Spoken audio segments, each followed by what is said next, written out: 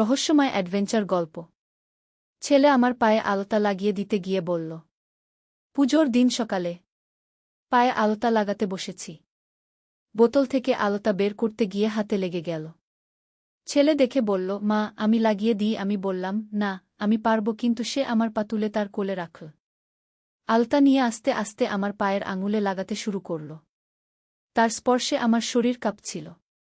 সে বলল, মা তোমার পা কত সুন্দর। আমি পা সরিয়ে নিতে গেলাম। সে আরও শক্ত করে ধরল। মা এই আলোটা তোমার পায়ে যেমন সাজ দেয়, আমিও তেমনি তোমার জীবনে রং ভরতে চাই। আমি তাকে ধমক দিলাম। সে আমার দিকে তাকিয়ে বলল, মা আমি তোমাকে ভালোবাসি। পুজোর দিনে সত্যি কথা বলছি। আমি তোমাকে বিয়ে করতে চাই। আলতার গন্ধ ঘরে ছড়িয়ে পড়েছিল। তার হাত এখনো আমার পায়ে। এই আলতার মতো আমার ভালোবাসাও তোমার জীবনে রঙিন ছাপ রেখে যাবে। স্বামী হিসেবে আমি তোমাকে সাজিয়ে রাখব। আমার পায়ের নখে লাল আলতা চিকচিক করছিল। সে আমার পা ছাড়ল না। এই গল্পটি সম্পূর্ণ শুনলে আপনাদের পানি অটোমেটিক বের হয়ে যাবে, সো যত দ্রুত সম্ভব হাতের কাছে টিস্যু নিয়ে বসে পড়ো। বিছানার চাদর যেন নষ্ট না হয় সেটা সম্পূর্ণ খেয়াল রাখার অনুরোধ জানিয়ে গল্পটি এখন শুরু করব। তার আগের সর্বশেষ অনুরোধ, দয়া করে এমন পানি বের করার গল্প নিয়মিত শুনতে আমাদের চ্যানেলটি সকলেই সাবস্ক্রাইব করুন। ধন্যবাদ। হ্যালো বন্ধুরা, আমার নাম মিন্তি সাহা। আমার বয়স ৪১ বছর। আমার স্বামীর নাম রফিক সাহা, বয়স ৪৪ বছর। আমাদের ২ সন্তান, তানভীর আর সুমাইয়া। তানভীর ১৮ বছর বয়সী, কলেজে পড়ে। সুমাইয়া ১১ বছর বয়সী, স্কুলে যায়। আজ আমি আপনাদের এক অদ্ভুত ঘটনার কথা বলবো যেটা আমার জীবনে ঘটেছিল। সেদিন ছিল দুর্গাপূজার মহাষ্টমী। সকাল সকাল উঠে পূজার প্রস্তুতি নিচ্ছিলাম। স্বামী রফিক অফিসে গেছে, ছোট মেয়ে সুমাইয়া বান্ধবীদের সাথে পূজা দেখতে গেছে। শুধু বর ছেলে তানভীর বাড়িতে ছিল। আমি রেডি হতে হতে খেয়াল করলাম পায়ে আলতা লাগাতে হবে। দুর্গাপূজায় মেয়েরা পায়ে আলতা লাগায়। আমিও সেই নিয়ম মেনে চলি প্রতি বছর। বোতল থেকে আলতা বের করতে গিয়ে হঠাৎ করে হাতে লেগে গেল। হাত লাল হয়ে গেছে। তানভীর এসে বলল, মা কি হয়েছে? আমি বললাম, কিছু না বাবা, আলতা হাতে লেগে গেছে। সে বলল, মা আমি লাগিয়ে দিই তোমার পায়ে। আমি বললাম, না তানভীর, আমি পারব। কিন্তু ছেলে আমার পা তুলে তার কোলে রাখল। আলতা নিয়ে আস্তে আস্তে আমার পায়ের আঙুলে লাগাতে শুরু করল। তার স্পর্শে আমার শরীর কাঁপছিল। এটা স্বাভাবিক ছিল না। কিন্তু তখনও আমি ভাবিনি যে এই সাধারণ ঘটনা থেকে আমার জীবনে এমন অদ্ভুত রহস্যময় অ্যাডভেঞ্চার শুরু হবে। সে বলল, মা তোমার পা কত সুন্দর। এতদিন খেয়াল করিনি। আমি একটু অস্বস্তি বোধ করে পা সরিয়ে নিতে গেলাম। সে আরও শক্ত করে ধরল। মা এই আলোটা তোমার পায়ে যেমন সাজ দেয়, আমিও তেমনি তোমার জীবনে রং ভরতে চাই। আমি তাকে ধমক দিয়ে বললাম, তানভীর তুই কি বলছিস? এইসব বাজে কথা বলিস কেন? সে আমার দিকে তাকিয়ে বলল, মা আমি তোমাকে ভালোবাসি। পুজোর দিনে সত্যি কথা বলছি। আমি তোমাকে বিয়ে করতে চাই। আলতার গন্ধ ঘরে ছড়িয়ে পড়েছিল। তার হাত এখনো আমার পায়ে। এই আলতার মতো আমার ভালোবাসাও তোমার জীবনে রঙিন ছাপ রেখে যাবে। স্বামী হিসেবে আমি তোমাকে সাজিয়ে রাখব। আমার পায়ের নখে লাল আলতা চিকচিক করছিল। সে আমার পা ছাড়ল না। আমি হতভম্ব হয়ে গেলাম। আমার নিজের ছেলে আমাকে এমন কথা বলছে। এটা কি স্বাভাবিক? নাকি কোনো অস্বাভাবিক কিছু ঘটছে? তানভীর তুই কি বলছিস জানিস? তুই আমার ছেলে। মা আমি জানি আমি তোমার ছেলে। কিন্তু তুমি আমার মায়ের চেয়েও বেশি কিছু। তুমি আমার স্বপ্ন, আমার ভালোবাসা। তার কথাগুলো শুনে আমার মনে হচ্ছিল এ যেন কোনো স্বপ্ন। কিন্তু এটা বাস্তব। আলতার ঝাঝালো গন্ধ, তার হাতের স্পর্শ, সব কিছুই বাস্তব। তানভীর তুই ঠিক আছিস তো? কোনো সমস্যা? মা আমার কোনো সমস্যা নেই। আমি শুধু তোমাকে ভালোবাসি। প্রচণ্ড ভালোবাসি। সে আমার পায়ের পাতায় আলতা মাখতে মাখতে বলল, মা আমি চাই তুমি আমার হয়ে যাও। শুধু আমার। আমি ভয় পেয়ে গেলাম। এ কেমন কথা? আমার নিজের ছেলে আমাকে এমন কথা বলছে। তানভীর তুই কি পাগল হয়ে গেছিস? না মা আমি পাগল হইনি। আমি স্বাভাবিক। কিন্তু তোমার জন্য পাগল। তার চোখে একটা অদ্ভুত দৃষ্টি। মনে হচ্ছে সে সত্যিই আমাকে ভিন্ন চোখে দেখছে। মা আজ রাতে আব্বা বাড়ি ফিরলে আমি তার সাথে কথা বলবো। আমি তাকে বলব যে আমি তোমাকে বিয়ে করতে চাই। আমি চমকে উঠলাম। কি বলছিস তুই? তোর বাবার সাথে এইসব কথা বলবি? হ্যাঁ মা। আমি সত্যি কথা বলব। আমি তোমাকে ভালোবাসি। আমি চাই তুমি আমার স্ত্রী হও। আমার মাথা ঘুরছিল। এ কেমন পরিস্থিতি? আমার নিজের ছেলে আমাকে এমন কথা বলছে। তানভীর, তুই হয়তো কোনো মুভি দেখে এইসব ভাবছিস। এগুলো ভুল কথা। তুই আমার ছেলে, আমি তোর মা। মা, আমি কোনো মুভি দেখিনি। আমি সত্যি কথা বলছি। আমি তোমাকে ভালোবাসি। তুমি এত সুন্দর, এত ভালো। আমি চাই তুমি আমার হয়ে থাকো। তার হাত এখনো আমার পায়ে।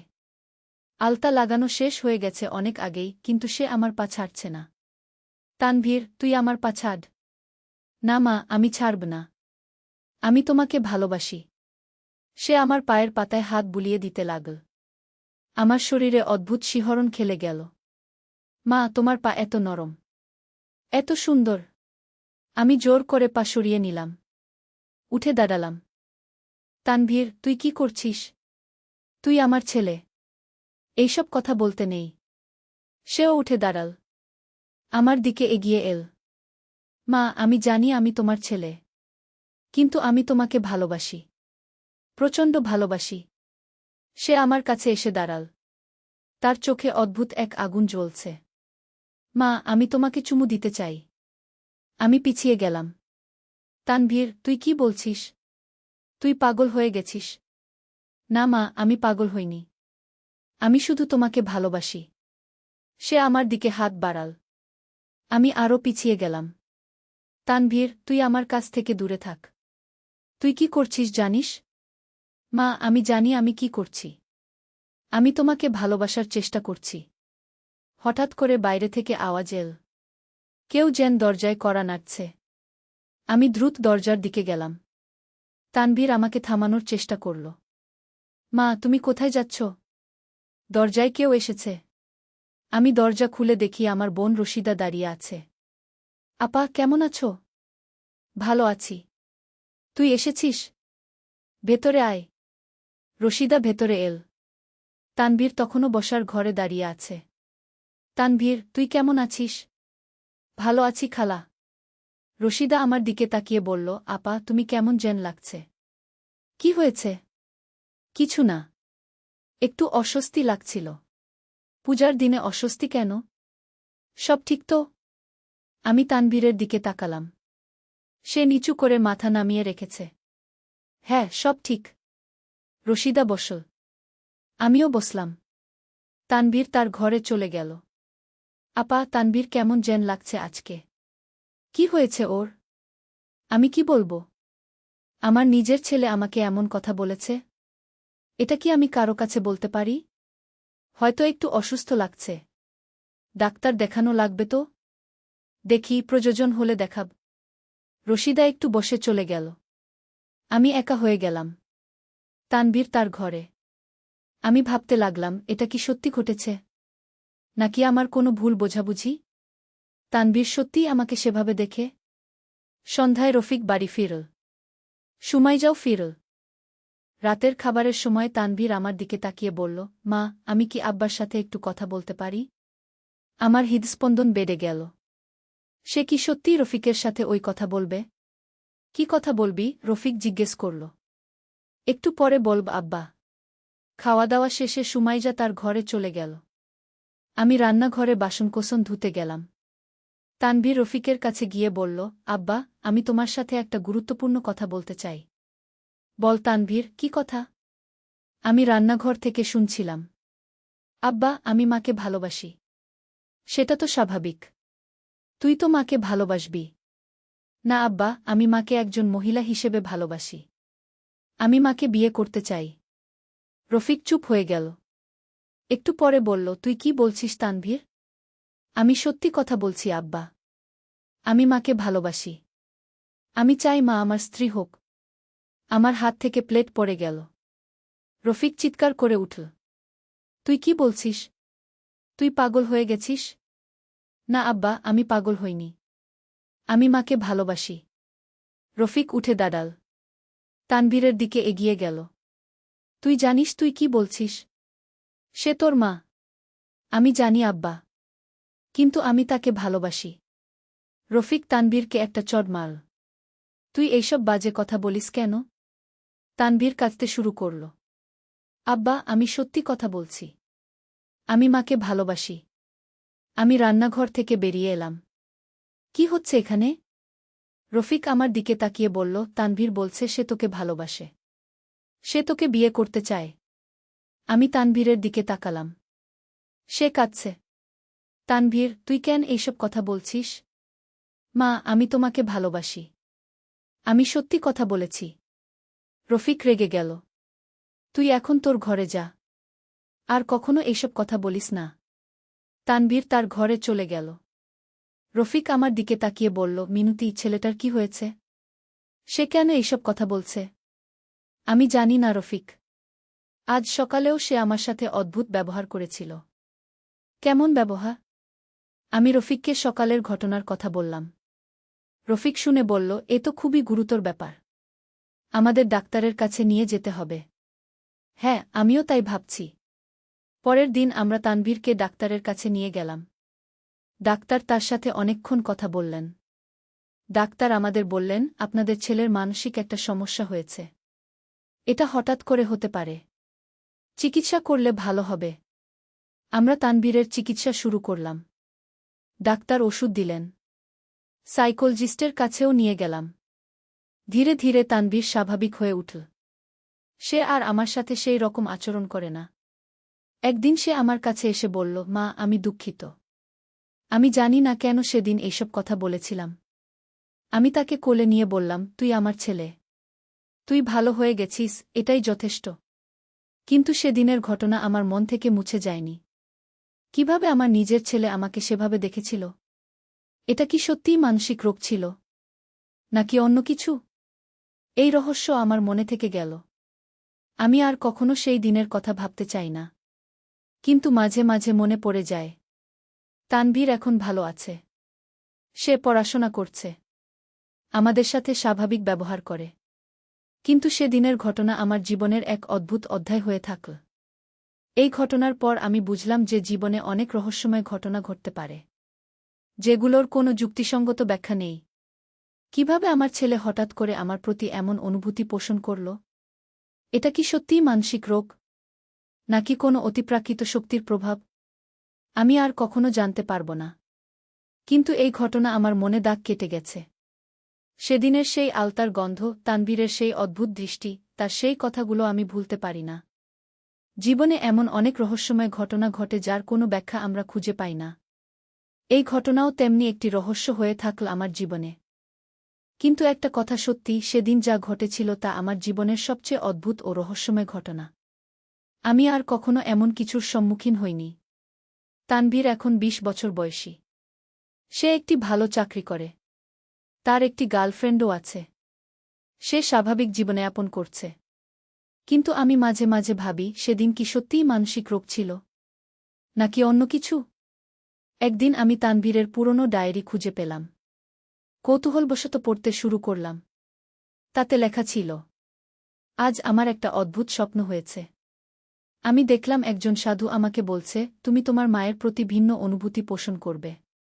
এটা একটা পরীক্ষা। আমি বুঝতে পারছিলাম না সাধু কি বলতে চাইছে। এই ডায়েরি পড়ে আমার গায়ে কাটা দিল।